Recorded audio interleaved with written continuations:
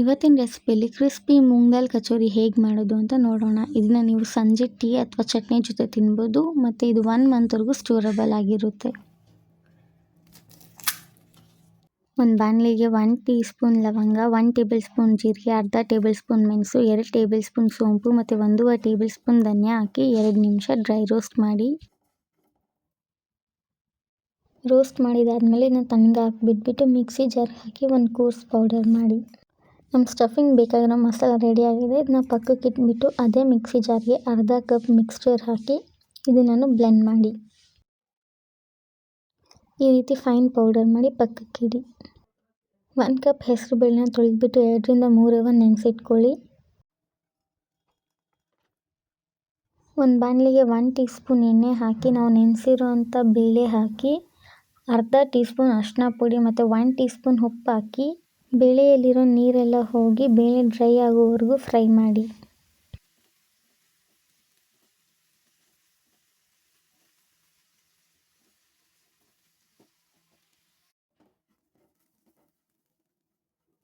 ಬೇಳೆಲ್ಲ almost dry ಆಗಿದೆ. ಈಗ ನಾವು ಪ್ರಿಪೇರ್ ಮಾಡಿರೋಂಥ ಮಸಾಲಾನ 3 ಟೀ ಸ್ಪೂನ್ ಹಾಕಿ ಮತ್ತು ಮಿಕ್ಸಿ ಮಾಡಿರೋಂಥ ಮಿಕ್ಸ್ಚರ್ ಹಾಕಿ ಮಿಕ್ಸ್ ಮಾಡಿ ಇನ್ನೊಂದು 2 ನಿಮಿಷ ಫ್ರೈ ಮಾಡಿ. ಈಗ 2 ಟೀ ಸ್ಪೂನ್ ಆಮ್ಚೂರ್ ಪೌಡರ್, ಅರ್ಧ ಟೀ ಸ್ಪೂನ್ ಗರಂ ಮಸಾಲ ಮತ್ತು 2 ಟೀ ಸ್ಪೂನ್ ಸಕ್ಕರೆ ಪುಡಿ, 1 ಚಿಟಿಕೆ ಸೋಡಾ ಹಾಕಿ ಮಿಕ್ಸ್ ಮಾಡಿ.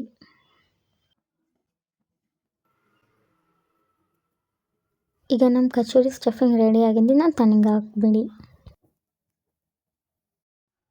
ಈಗ ಇನ್ನೊಂದು ಬೌಲಲ್ಲಿ 3 ಕಪ್ ಮೈದಾ, 2 ಟೀ ಸ್ಪೂನ್ ಉಪ್ಪು ಮತ್ತು 2 ಟೀ ಸ್ಪೂನ್ ಅಜ್ವಾಯಿನ ಕ್ರಷ್ ಮಾಡಿ ಹಾಕಿ ಮಿಕ್ಸ್ ಮಾಡಿ.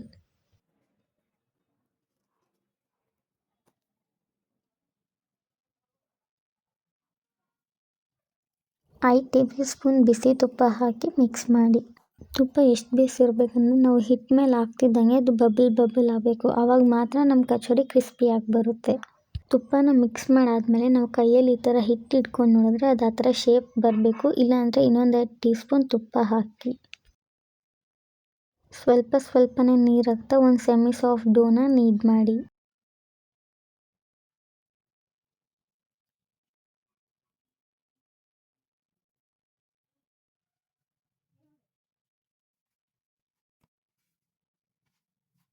ನೋಡಿ, ಡೋದು ಸಾಫ್ಟ್ನೆಸ್ ಈ ರೀತಿ ಇರಬೇಕು.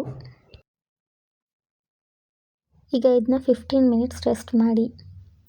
15 ಮಿನಿಟ್ಸ್ ಆದಮೇಲೆ ಹಿಟ್ಟನ್ನ ಇನ್ನೊಂದು ಸತಿ ನಾದ್ಕೊಂಡು ಒಂದು ಸ್ಮಾಲ್ ಪೋರ್ಷನ್ನ ತಗೊಳ್ಳಿ.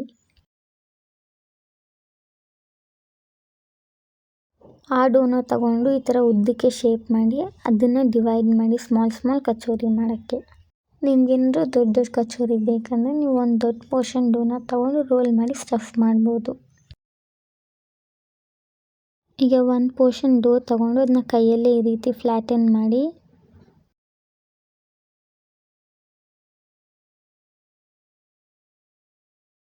ಇವಾಗ ಸ್ಟಫಿಂಗ್ನ ಸ್ಟಫ್ ಮಾಡಿ ಮೋಮೋಸ್ ಮಾಡುವಾಗ ಮರ್ಚ್ತೀವಲ್ಲ ಆ ಥರ ಫುಲ್ಲಾಗಿ ಕವರ್ ಮಾಡಿ. ಎಕ್ಸ್ಟ್ರಾ ಡೋ ಇದ್ದರೆ ಅದನ್ನು ಕಿತ್ಬಿಡಿ, ಇಲ್ಲಾಂದರೆ ಕಚೋರಿ ದಪ್ಪ ಬರುತ್ತೆ. ಆಮೇಲೆ ಅದನ್ನು ಕೈಯಲ್ಲೇ ಸ್ವಲ್ಪ ಫ್ಲ್ಯಾಟನ್ ಮಾಡಿ ಅಷ್ಟೇ. ಬೇರೆ ಎಲ್ಲ ಡೋ ಬಾಲ್ಸ್ನೂ ಇದೇ ರೀತಿ ರೆಡಿ ಮಾಡ್ಕೊಳ್ಳೋಣ.